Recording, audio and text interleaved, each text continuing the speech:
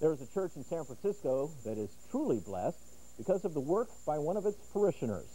The man has dedicated years of his life to bringing light to the chapel. KTVU's Bob McKenzie has his story. Holy Trinity is a Greek Orthodox church in San Francisco, a magnificent piece of architecture bathed in natural light by a circle of aspiring windows. And where more light is needed, it comes from candles, hundreds of them at times.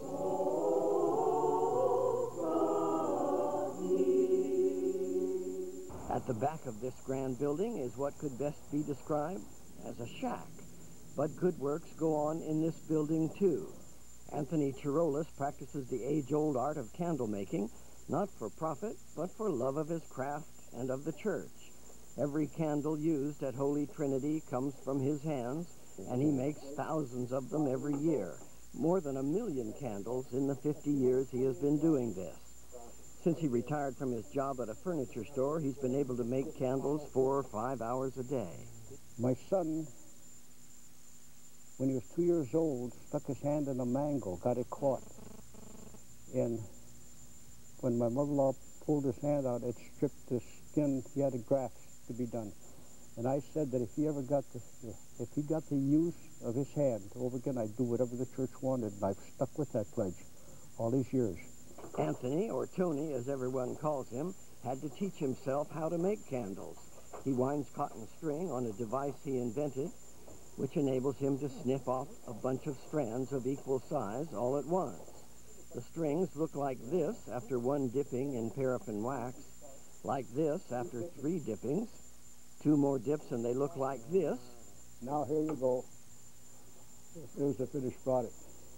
Yeah. That's 11 dips right there. Some of his candles are 6 feet tall.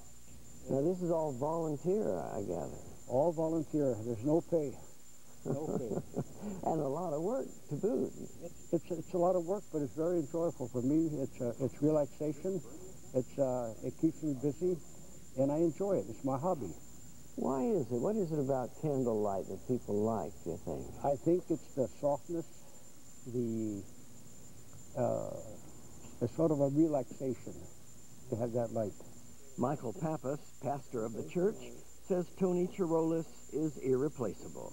Every time I look at the man, I think of the words of the letter of James, show me your works and I'll show you your faith.